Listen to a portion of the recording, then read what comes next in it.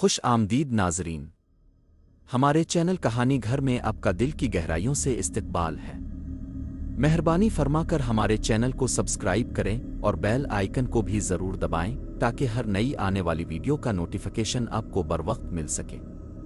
شکریہ۔ آریہ، جو اب 26 سال کی ہو چکی تھی اور تاریخ اور آرکیالوجی میں ڈاکٹریٹ کے آخری مراحل میں تھی، اپنے اندر ایک عجیب سی بے چینی محسوس کرتی تھی۔ یہ بے چینی اس کی زندگی کے دو سب سے بڑے ماموہے کی دین تھی: اس کے دادا پروفیسر عثمان حیدر کا پراسرار لاپتہ ہو جانا اور ان کی چھوڑی ہوئی وراثت، ایک بوسیدہ سیاہ آہنی صندوق جو کئی دہائیوں پرانے کسی شاہی قلعے کے اندر سے نکلا ہوا لگتا تھا، جس کا تالا کسی بھی طرح ٹوٹنے کو تیار نہیں تھا، اور ایک چھوٹی نازک پیتل کی بنی چابی جس پر مغلیہ طرز کا شکاری پرندے کا نشان کندہ تھا۔ آریہ کی سالہ سال کی تحقیق نے یہ ثابت کر دیا تھا کہ چابی کا سنرا اس صندوق کے بھاری تالے کے سوراخ میں داخل ہی نہیں ہوتا تھا، جس سے یہ سوال پیدا ہوتا تھا کہ اگر یہ چابی نہیں تو یہ محض ایک نقاب اشارہ تھی۔ پروفیسر عثمان حیدر، جو اپنے دور کے ایک عبقری مورخ تھے، اپنی زندگی کے آخری حصے میں ایک خاص پروجیکٹ پر کام کر رہے تھے جس کا نام تھا فراموش شدہ دستاویزات کا عہد نو، جو ہندوستان کی تقسیم کے وقت گمنام ہو جانے والے نواب زادہ حمید الدین اور ان کی وسیع جائیداد کی قانونی اسناد سے متعلق تھا۔ آریہ کے کمرے میں موجود نوٹس کے انبار میں سے وہ اب تک صرف ایک ہی سراغ نکال پائی تھی، ایک کوڈ ورڈ: سچ کو صرف وہاں کی خاموشی کھول سکتی ہے جہاں خواب دفن ہوں، صرف وہی جو دو نقاب پہنے ہوئے ہے اصل چابی کو پہچان سکتا ہے۔ اس کوڈ نے آریہ کو مزید الجھا دیا تھا، کیونکہ دادا کی نوٹس میں ہر جگہ دکن کے نوابی عہد اور ایک گمشدہ جائیداد عطیہ خانہ زارینہ کا ذکر تھا۔ یہ ایک ایسا مقام تھا جو اب سرکاری ریکارڈز میں صرف کھیت نمبر 403 کے نام سے درج تھا۔ ایک سال کی مسلسل ریسرچ اور مقامی آرکائیوز کی چھان بین کے بعد آریہ نے ایک پرانے لکڑی کے تختے کے نیچے سے ایک ہاتھ سے کھینچا ہوا نقشہ برآمد کیا جو بظاہر کوتھی زارینہ کی ایک خفیہ جگہ کی طرف اشارہ کر رہا تھا۔ یہ جگہ شہر کی سرحدوں سے دور خشک پہاڑی سلسلے میں واقع تھی، اور تاریخی روایت کے مطابق نواب زادہ حمید الدین کی وہ آخری رہائش گاہ تھی جہاں سے وہ اور ان کا پورا خاندان راتوں رات غائب ہو گیا تھا۔ آریہ نے اپنی جیپ میں سارا سامان لادا، بشمول اس پراسرار آہنی صندوق اور چابی کے، اور اس ویران سفر پر نکل پڑی۔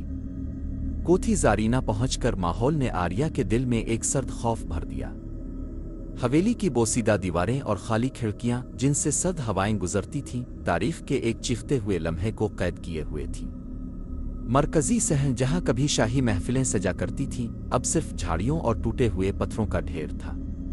آریہ نے نقشے میں دیے گئے اشارے زیر درخت زیر خاموشی کی پیروی کی، اور ایک صدی پرانے سوکھے ہوئے جامن کے درخت کے نیچے اسے ایک خاص ترتیب سے لگے ہوئے پتھروں کے درمیان ایک ہینڈل نظر آیا۔ ہینڈل کھینچنے پر لکڑی کا ایک تہخانہ کھل گیا جس کی سیڑھیاں خوفناک گہرائی کی طرف جا رہی تھیں۔ تہخانے میں داخل ہوتے ہی سارا کو ایک تیز دبی ہوئی لیکن مخصوص قسم کی عطر کی خوشبو آئی جو مغلیہ درباروں میں استعمال ہوتی تھی۔ تہخانے کا یہ حصہ باہر کی دنیا سے بالکل محفوظ تھا، اور یہاں کی فضا عجیب سی سکون بخش تھی۔ ایک پتھر کی میز کے اوپر ایک چھوٹا قیمتی چینی مٹی کا بنا ہوا مرتبان رکھا تھا جس پر وہی شکاری پرندے کا نشان کندہ تھا۔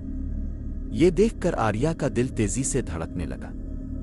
جب آریہ نے وہ چھوٹی پیتل کی چابی اس مرتبان کے ڈھکن کے سوراخ میں ڈالی تو وہ چابی مکمل طور پر اس میں ضم ہو گئی، اور ڈھکن کے کھلتے ہی اندر سے ایک چاندی کا بنا ہوا گول تعویذ برآمد ہوا جو اس کے دادا کی انگلیوں کے نشانات سے آلودہ تھا۔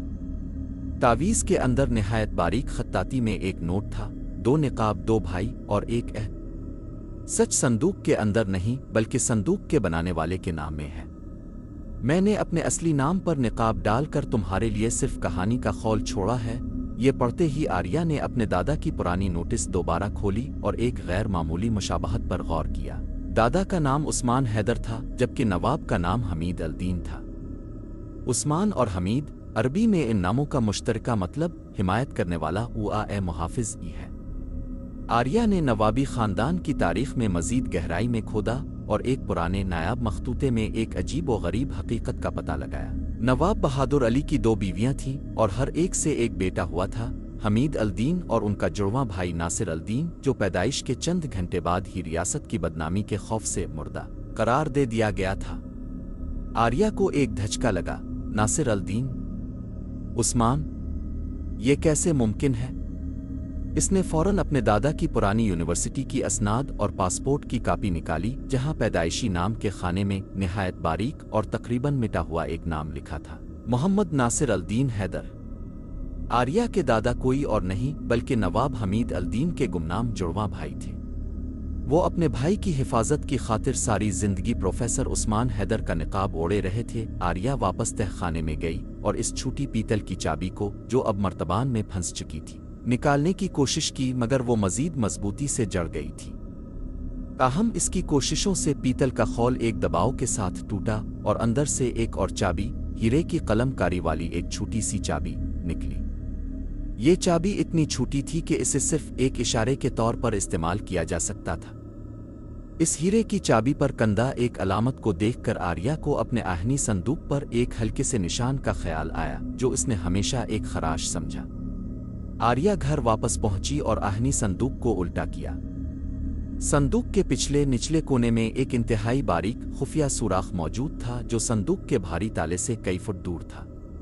آریہ نے ہیرے کی چابی اس خفیہ سوراخ میں ڈالی اور آہستہ سے موڑا۔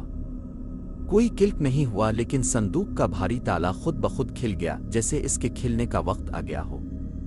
صندوق کے اندر کوئی جواہرات نہیں تھے بلکہ نواب زادہ حمید الدین کی اصل دستاویزات، جس میں بعصغیر کی تقسیم کے وقت کے کئی بڑے صنعتی خاندانوں اور سیاستدانوں کے ساتھ ان کے لین دین کا ریکارڈ موجود تھا۔ یہ دستاویزات اگر منظر عام پر آ جاتیں تو کئی دہائیوں کی قومی سیاست اور مالیاتی ڈھانچہ لرز اٹھتا۔